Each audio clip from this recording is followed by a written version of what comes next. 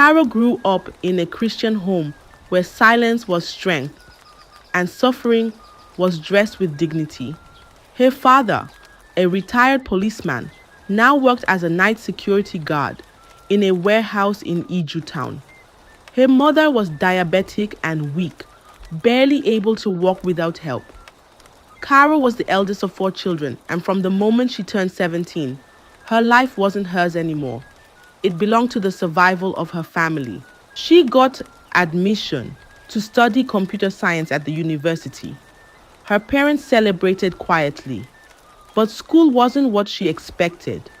Her roommates looked like models. Their faces sparkled. Their voices were loud. Every weekend, they left with small bags and high heels, and by Monday morning they returned wearing new wigs and clothes. Their bodies smelled like perfume and hotel bed sheets. Carol stayed behind. She had only 2 gowns. She washed them carefully every weekend and hung them behind the hostel to dry. She wore rubber slippers and carried a small Bible. Her voice was soft. Her eyes were tired. The girls laughed at her. "Carol, shift. You're always looking like a prayer point," Vanessa said, rolling her eyes. "Why do you like suffering?" Patricia added. "You're too pretty to be broke." They called her church girl. They teased her every day. But Carol never fought back. She smiled even when it hurt. She would always say, "God will provide," even when she had no food, even when her stomach growled like thunder, even when she had to borrow pads or use pieces of cloth. She held on to one thing, her dignity. She told herself, "This is the only thing I still have. I won't lose it too." But life was watching her, and the storm was close. The kind of storm that doesn't make noise until it breaks everything. And deep inside that storm, something was waiting for Carol. Years passed and Carol finished school with quiet pride. No carryovers, no disgrace. She passed all her papers and held her result like a newborn baby. She came back home with a soft smile, thinking the hard days were over. But life had a different plan. 2 months after she returned, her father fell sick. It started slowly, tired coughs, cold sweats. Then one Sunday morning, the house was still when it happened. He held Carol's hand tightly, eyes half open, chest rising and falling like a broken drum. Then he breathed out one last time and did not breathe again. Carol froze. Her mother screamed. Her siblings cried. The world for a moment stopped. The pillar of the family was gone. And just like that, Carol became the roof holding everyone together. Her mother couldn't move much. The younger ones were still in school. Nobody else could help. Carol had no savings, no job, just her hands, her mind, and her faith. She decided to try something. She bought a tray and started selling fried yam by the roadside. Every morning by 4 a.m., she would light her stove, her eyes red from lack of sleep, her fingers smelling of oil. But Lagos didn't care. The police came one morning and kicked her tray. "You're blocking the road," they shouted. They took her small money and left her crying on the floor. One afternoon, a bus sped past and splashed dirty water all over her tray. The food was ruined. People walked past like nothing happened. Carol sat there, her wrapper soaked, her heart heavy like wet sand. She cried, not loud, just small tears falling like broken taps. She gave up that hustle. Then she tried again. She borrowed 5,000 from a woman in church and started selling second-hand clothes. She hung them neatly on a rope in front of the house and called passers-by. But people turned up their noses. "Why do your clothes smell like cemetery dust?" one woman asked, waving her hand like chasing away a fly. No one bought. She packed the clothes and sat quietly, looking at the sky, another dream gone. Then she began washing clothes for people, housemaids, bachelors, anyone who needed help. She scrubbed shirts, bent over buckets until her back ached like an old door. But the pay was small, too small. It could buy noodles, maybe soap, but it could never buy peace. Carol was tired. Her hands were tired. Her eyes were tired. Even her hope was starting to look thin like worn fabric. And in that silence, the world was still watching, waiting to whisper another offer, one that would shake everything. Carol woke up early every day. She dressed neat, packed her CV, and walked out like a soldier without a gun. She didn't want to fry yam anymore. She didn't want to sell second-hand clothes or wash bed sheets for coins. She wanted something better, something stable, a real job. The first place she went was a private school in the town. The gate was big. The classrooms were painted white. She sat with the other people waiting. When it was her turn, she answered all their questions with a clear voice. They smiled. One teacher even whispered, "You're very smart." Carol went home with a small hope in her chest. But days passed, then weeks, nothing came. Later, she heard from someone that the job was given to the school owner's niece. They just needed people to sit and pretend like they were doing interviews. Carol folded the paper and threw it away. Then the next day, she went to a cyber cafe. The man at the desk looked at her and smiled too wide. "You're perfect for this job," he said, reading her CV. Carol smiled, a little light returning to her face. "Just one thing," the man added, leaning forward. "Some jobs come with extra responsibilities. You know what I mean? Just a night and the job is yours," he said, licking his lips. Carol stood up. Her legs were shaking, but she walked away. That night, she hugged her pillow like a child and cried without sound. The next place was a company that sold electrical items. Carol climbed the stairs with hope. The office smelled like air freshener and cold floors. The woman doing the interview wore fine glasses and gold chains. "Do you have any special connections or referrals?" the woman asked. Carol blinked. "No, ma. Just my CV and skills." The woman folded the paper, placed it on the table and said, "You can go. We're looking for people with internal links." Carol walked out again, head down, feet heavy. She sat on a bench by the roadside that evening. Her heart was too loud. It was saying, "I am tired. Tired of walking. Tired of hoping. Tired of people smiling lies at her face. Tired of hunger that bites without teeth. Tired of shame that comes like dust on clean clothes." Carol looked at the sky. Even the clouds looked full, but they didn't fall, just like her. But something was coming, something she could not see, something that would ask her one question: how far are you willing to go to survive? It was raining that evening, the kind of rain that taps on rooftops like soft fingers. Carol was in a salon holding a mop stick, not as a worker, not as a stylist, just the girl who cleaned when everyone had gone home. She was wiping mirrors, gathering scattered hair, and sweeping the floor when the glass door opened. Clink. Carol turned around. There, standing with a smile like sunshine, was Linda, her old roommate from school, the same one who wore silk robes and red lipstick, the one who once called her church girl. But this Linda looked different now. Her skin glowed like morning oil. Her dress hugged her waist. Her nails were long and shiny like mirrors. Even her voice sounded softer, like someone who had forgotten the taste of struggle. "Carol." Linda blinked. Carol dropped the mop. "Linda." They stared at each other, then hugged. It was stiff at first, but warm. "You own this salon?" Carol asked quietly. Linda smiled like a cat that just finished a bowl of milk. "Small place. God has been faithful." They sat down near the mirror. Linda crossed her legs and asked, "So, how has life been treating you?" Carol didn't lie. She told her the hunger, the tears, how her dad died, how she was now the only one feeding her mom and siblings, how every job had failed. She spoke like someone pouring water from a heavy bucket.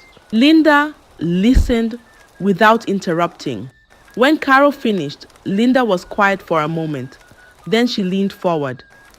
"There's something I do now," she said in a whisper. "It's not fraud. It's not prostitution. But it's not something you talk about in public." Carol blinked. "What is it?" Linda looked around, then said softly, "I sell something. My hair." Carol frowned. "You mean wigs?" "No," Linda said, her voice now like air slipping through a crack. "From down there." Carol sat back. Her heart skipped. "You're joking," she said. "I'm not. People pay for it. Strange people. But they don't touch you. They don't ask questions. You just shave, pack it, wrap it, and they pay you." Carol stared at her like a child staring at fire for the first time. Linda nodded slowly. "The first time I did it, I got 500,000. Clean, fast, no drama." Carol's tongue was dry. Her head was loud. Her body still. Linda touched her hand. "Look around, Carol," she said gently. "Not everything that brings money comes with shame. And not every shame means sin. Just think about it." Carol couldn't speak. The rain outside had stopped, but inside her chest, a storm had started. After Linda told Carol about the business, Carol went home that night restless. She tossed on her bed, staring at the ceiling in their hot one-room apartment. Her mother was snoring softly on the other side. The small rechargeable fan beside her was wheezing, already tired. In the silence of that night, Carol's mind was loud. Is this what life has reduced me to? Selling hair from down there. But what am I even holding on to? Dignity? For who? Poverty? She picked her phone and called Linda. "Linda, please, this thing, are you sure it's safe?" Linda yawned and said, "Safe how?" Carol paused, then asked, "I mean, what do they even do with the hair?" There was silence. Then Linda laughed. Not loud, just a soft, sharp laugh. "Carol," she said, I asked myself that same question 2 years ago. And guess what? I still don't know." Carol blinked. Linda continued, "I just know it pays. I've not seen any danger. I shave, I package it, I deliver, and I get paid. Simple. It's fine if you're afraid or not interested, but please don't tell anyone," she added. Carol sat up on her mat. Her hands were cold. Linda added one more thing, her voice now firm. "You want to think too much? Hunger will finish you." Then the call ended. The screen went black. Carol dropped the phone on the floor. She pulled her knees to her chest and rested her head. And for the first time in a long while, she cried. Not because she was weak, not because she was afraid, but because something inside her, something quiet and strong, had started to break. And when something breaks inside a person, even silence becomes loud. The next morning, she made her choice. She didn't tell her mother. She just told her she was going to do cleaning work at a shop. Her mother nodded slowly. "Be careful, my daughter." Carol stepped outside. Her heart was not beating fast, but it wasn't calm either. She felt like someone walking to the edge of a river, not sure if it would be deep or shallow. Linda met her at the salon, smiling like everything was normal. She didn't say good morning. She just said, "Follow me." Linda didn't take her to the usual staff area. She led her to a room at the back, clean, chilled, with a long mirror and dressing table. Inside the room were two other girls. Carol paused. It was Vanessa and Patricia, her old roommates from school. The same girls who laughed at her, called her names, made her feel like her dignity was a sickness. They looked at her and started laughing again. They laughed when they saw her. Look who finally has sense, Vanessa said. Carol, the virgin of the university, Patricia added, laughing. Life has humbled you, isn't it? Carol swallowed hard. You people too do this? All of us are eating from this pot, babe, Patricia said, crossing her legs. This is the new oil money. Carol didn't answer. Her mouth stayed shut, like a door she refused to open. Linda handed her a small shaving set, scissors, a new razor blade, tissue paper, and a small Ziploc bag. No cream, no soap, just cut and clean, she said. Carol walked slowly into the tiny bathroom. The walls were blue. The bulb blinked once, then steadied. She stood in front of the mirror, pulled down her skirt, and sat. Her hand trembled. Every cut felt like slicing a piece of herself, a piece of shame, a piece of what she once swore she'd never do. When she finished, she cleaned the strands gently, laid them on dry tissue, and placed them under the small fan to dry. 20 minutes later, she packed them carefully into the Ziploc bag and handed it to Linda. No one clapped. No one said, "Well done." Linda simply took it, walked out, and gave it to one of her clients. Carol sat down quiet. 2 hours passed. Her phone buzzed. She picked it slowly. An alert. 750,000. Carol stared at the screen. Her hand was shaking. The numbers were real. The money was real. And for the second time in 2 days, Carol cried. But this time her tears were warm. Not sad, not broken, just quiet and full of relief. Days passed, then weeks. Then the new month came. Carol went back to the same room, same mirror, same quietness. This time her hands did not shake. She shaved again, clean, neat, packed the hair, dried it, zipped it. Linda smiled when she handed it over. "You're doing well." That evening, Carol's phone buzzed again. 500,000. She stared at the alert. Her chest rose and fell like soft waves. The next month, she did it again. This time, 700,000. Her name started moving around the group. Linda introduced her to new clients, men she never met in person. Some wanted short, some wanted long, some wanted freshly cut. Carol packaged the hair like perfume, clean, sealed, labeled. Sometimes she delivered it herself to hotel lobbies, office buildings, lounges. The men never touched her. They just took the bag, handed her an envelope, or sent a transfer.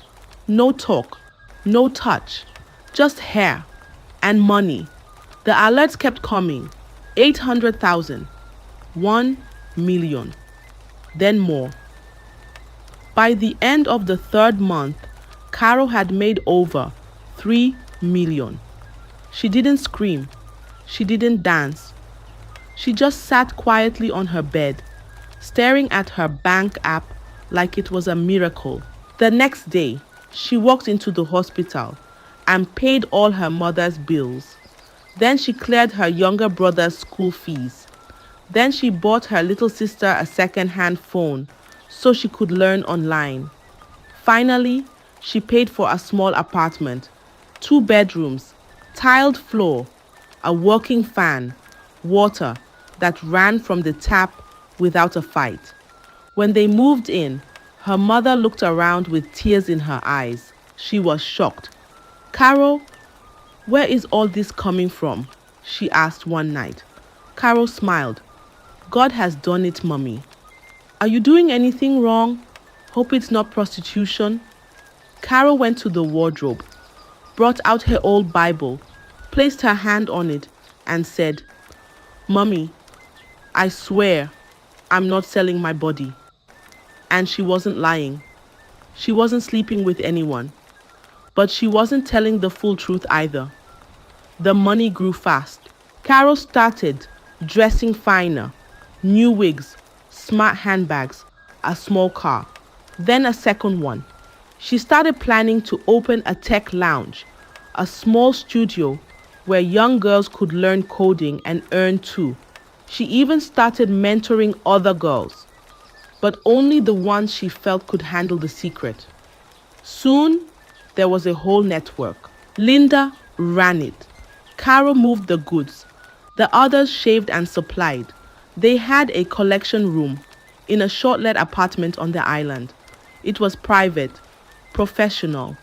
Each girl had her own kit. They took turns, cleaned up, and handed their packages to Carol, who sent them to the same contact that Linda trusted. Each girl earned their share. Linda and Carol took commission. It was perfect. No stress, no shame, no blood. Until one morning, everything changed. It started quietly. Sandra, one of the old roommates, sent a voice note. Sandra was the first to feel it. That morning, she woke up scratching herself so hard that she tore part of her skin. It began as a small rash just below her stomach, right above the usual shaving area. At first, she assumed it was a reaction to the razor. She even joked in the group chat, "Guys, I think my skin is protesting all these monthly harvests." Nobody took it seriously. Even Carol laughed it off. But by the third day, Sandra stopped replying messages. Carol called her. No answer. Linda sent someone to check on her. She lived in a serviced apartment in Lekki. When the girl got there, she found Sandra lying on her bed, naked waist down, crying softly. Her thighs were swollen and her skin had turned almost black in patches. The rash had grown. It was now like something was eating her flesh. And she kept muttering the same thing over and over. They said I opened something. They said I opened the wrong gate. Carol rushed there. When she saw her, her stomach turned. This was the same Sandra that always wore lace panties and Gucci slides, now looking like she'd crawled through fire. She was taken to a private clinic in 6th. The money was there. After all, they were all cash heavy. The doctor ran every test. Skin cultures, blood work, even scans. Nothing came up. "You're fine," he said. But Sandra was anything but fine. She scratched her body like her skin was burning from inside. First it was her lower waist, then her thighs, then her arms. She said it felt like insects crawling under her flesh. No cream worked, no drugs calmed it. They gave her sleeping pills. But even in sleep, she screamed. Then Patricia, another of the old roommates, called the group one night in panic. "Girls, I don't know what's happening. My body is itching, like from the exact spot where I shave, and it's spreading." Carol was sitting in her new apartment when she got the voice note. Her chest tightened. She didn't want to believe what she was hearing. Maybe it's a coincidence, she told herself. Maybe bad water or blade infection. Patricia was rushed to a different hospital. Same tests, same results. She was fine, yet she couldn't sleep, couldn't sit, couldn't even bathe in cold water. Linda tried to calm everyone down. "Please, you're all overthinking this. Let's wait. It might be nothing. I'll talk to Mr. O again." Mr. O was their main buyer. Quiet man. Never showed his face. Everything passed through Linda. But before Linda could even reach him, her own body betrayed her. It started with a rash. Same spot. She ignored it. Then the pain came. Then the itch. Then the heat. She broke down crying in Carol's living room. "Carol, I think something's wrong. I'm scared." Carol didn't know what to say. For the first time, she looked at her own skin and wondered if her turn was coming. Then came the nightmares. Patricia called crying one night. "They're coming, Carol. I saw them.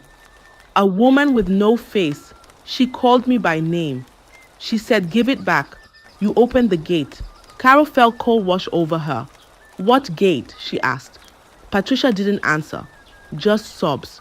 1 week later, Sandra died. No explanation. The doctor said heart failure. But how? A young girl, barely 27, with no history of illness? That's when reality slapped them hard. This wasn't just itch. This was judgment. Patricia stopped picking calls. She locked herself indoors, whispering to herself. One of the girls went to check on her and found markings on her walls, like someone had scratched them with fingernails, writing strange symbols she couldn't explain. Linda started sleeping in a church. Her body was covered in welts. Her mother was begging prophets and prayer warriors to intervene. Carol watched all of them, one by one, fall, and then it came to her. It was 1 week after Sandra's burial. Carol had stopped everything by then. No more supplies, no more clients. She had even changed her SIM card and stopped going to the salon. But the body doesn't forget. She was lying on her bed when the first itch hit her lower stomach. Small but sharp. She sat up. Her room was dark. Her fan was off. She scratched again. It got hotter. She ran to the mirror and pulled down her shorts. There, across her skin, were tiny red dots. Moving. Yes, moving. She screamed. Her mother rushed in. "What is it?" Carol couldn't speak. She didn't know how to explain that something she couldn't see, something she had willingly opened herself to, was now crawling back to collect payment. And the cost wasn't in naira. It was flesh and soul. Carol's mother was a quiet woman. But when Carol started scratching herself like fire was licking her skin, the woman dropped everything and went into prayer. She prayed from midnight till morning, anointing the room, laying hands on her daughter's body, crying with her whole chest. Still, the itching didn't stop. Carol confessed one evening. She broke down crying, "Mommy, I have something to tell you." And then she told it all. The cleaning job, the salon, Linda, the hair, the money, the deliveries, everything. She poured it all out like dirty water from a full bucket. When she finished, her mother didn't say a word. She just covered her mouth and wept. Deep, heavy tears. The kind that come from a place too deep for words. Then slowly, she stood up. She wiped her eyes with the edge of her wrapper. Her voice was calm but firm. "You will not die in this house," she said. "Not while I'm still breathing." She helped Carol up, wrapped a scarf around her head, and held her by the hand. "Let's go," she said. "Where?" Carol asked, her voice weak. Her mother looked at her and answered, "To church. It's time to meet the one who sees everything, even what hides behind clean money." They reached the church by evening. The sun was low, the wind was quiet, but Carol's body was on fire. Her mother held her close as they stepped into the prayer room. It was small, with just a wooden table, 3 plastic chairs, and a big cross on the wall. Sitting at the far end was Pastor Nwoko, a man known in that part of Lagos. People said he had prayed demons out of madmen and made the lame stand up. He looked at Carol once, then again.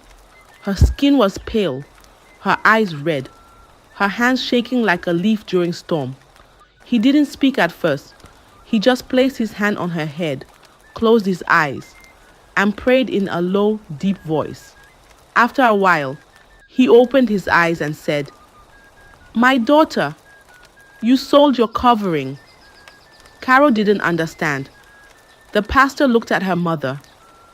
She removed what protected her for money. Tears rolled down Carol's face. "Please, help me." The pastor sat forward. "This thing is not just sickness, it's a covenant. It was sealed when the hair left your body. And it didn't go to just anybody. It went to something, someone, somewhere. He paused, then said, "Bring the others. Whoever is part of this, bring them all here." Carol nodded slowly. That same night, she called Linda and Patricia. Their voices were weak. They were scared, but they came. Patricia had cuts on her arms from scratching. Linda wore a big scarf, hiding the sores on her neck. They looked like old shadows of themselves. When they sat down, the pastor looked at them one by one. "Who did you sell the hair to?" he asked. Linda spoke first. "We don't know. Someone collected it," Patricia added. "But we never met the real buyer. Linda gave it to one man, just a middleman." The pastor frowned. "You made a deal with someone you never saw. You opened a gate and walked away." Carol whispered, "We didn't know. We just needed help." The pastor closed his Bible. The room fell silent. Then he spoke again, his voice like a warning bell. "If you don't find the man behind this and make him confess in the open, you will die." The girls gasped. "How long do we have?" Linda asked, her voice shaking. The pastor stood. 7 days. His voice echoed in the room like thunder rolling from the hills. Carol held her chest. Patricia covered her mouth. Linda started crying. Because now, it wasn't just fear. It was a countdown. The next morning, they went back to the meeting spot, the quiet corner behind the salon, where Linda used to hand over the packages. It was empty. The table was gone. The bench was broken.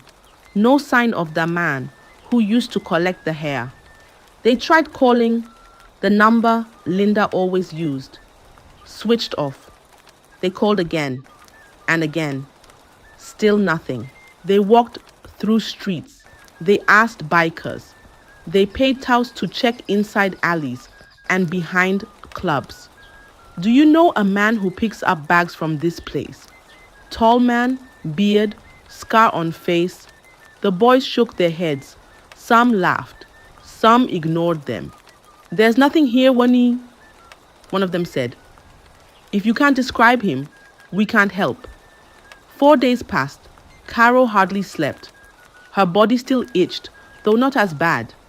But fear was eating her faster than the rash. On the 5th day, Patricia stopped picking coals. They went to her house. She was lying on her bed, cold and still, her eyes half open, her nails broken from scratching, her lips dry like dust. She was gone. The doctor said her heart stopped. Just like Sandra, Carol and Lina held each other and cried in the hospital hallway. "This is real," Carol whispered. Lina nodded.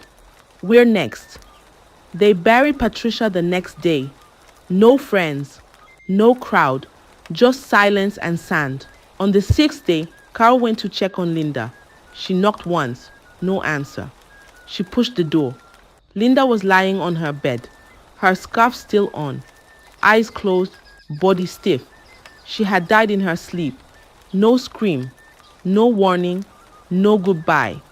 Carol dropped to the floor beside her. She didn't cry. She didn't shout. She just stared. Then she stood up, picked her Bible from the table, and walked out of the house. She didn't take her bag. She didn't lock the door. She just walked back to the church, back to the altar where her mother had been fasting for 6 days. When she entered, her mother turned. Carol fell to her knees beside her and whispered, "If I will die, let me die here." Her mother held her tight. Both of them wept. The church was quiet. Only their prayers filled the room. And the 7th day was coming. On the morning of the 7th day, the wind outside the church was loud. The sky looked heavy, like it had something to say. Carol lay on the floor, weak, her body still itching. Her mother sat beside her, eyes red from prayer, lips dry from fasting. almost like they're both waiting for Carol's heart to stop too, just like Sandra, Patricia, and Linda. But then, just before noon, a knock came at the church door. A young man entered, holding a phone. "Turn on the news," he said. They rushed to the small office behind the altar. The pastor found the channel. Everyone leaned close to the screen. A man had been caught in a nearby town at a riverside shrine. His clothes were dirty. His hands were stained. His eyes looked wild, but his mouth smiled like he had won something. In the background, police officers were holding up bottles, glass bottles, each one sealed. Inside them, strands of hair, dozens, some wrapped in red cloth, some buried in black calabashes. The smell, they said, was thick like death and dust. The man laughed as they dragged him out. "I have taken what I came for," he said. "Their gates are open. I use their power for my health, my riches, my life," he shouted. The man had been using pubic hair from young women to draw power, health, and wealth. Through a spiritual process, he tapped into what he called their reproductive gates, a source of deep, feminine power. He confessed that his contact was a salon owner and that she used a network of girls. The dots connected. Carol stared at the screen. Her mouth opened. It was him. She didn't know his name. She had never met him face to face. But his photo was the one Linda once showed her from her old phone. That was the buyer. Carol's hands dropped. Her eyes rolled. She fainted. They poured water on her, prayed, called her name. That night was the final vigil. The church was dark, but the fire of prayer filled every corner. As they sang and clapped and cried, Carol let out a loud scream. She fell to the ground, shaking. Then she vomited. Not food, not water. Black sand, thick, dark, bitter. Her body shook. Her eyes rolled back. Then she went quiet. They laid her on the church bench, covered her with white cloth, and prayed. When she opened her eyes, the itch was gone. The pain, gone. Carol was free, but healing always leaves a scar. The doctors later said, "Your womb is damaged. You may never carry a child." Carol didn't cry. She just nodded. The pastor called her aside and said, "That money you made, every kobo is cursed. You must let it go, or the gate might open again." Carol obeyed. She sold the car, gave out the house, emptied her account, closed the tech lounge. She moved with her mother and siblings to a small room outside town. One mattress, one bulb, one small fan, and peace. She got a quiet job at a church NGO, doing data work, enough to eat, enough to breathe. She no longer wore wigs or drove cars, but every night before she slept, she would touch her belly gently, where the scars still itched, and she would whisper the same words again and again. Some gates are better locked forever. Moral of the story: when the price of survival comes at the cost of your soul, it's no longer a hustle, it's a sacrifice. Not all money is a blessing. Some come wrapped in curses. I hope you enjoyed the tale. If so, please like the video, share it with your family and friends, comment on it, and don't forget to subscribe to the channel and turn on the notification bell for more enchanting tales like this one. Goodbye.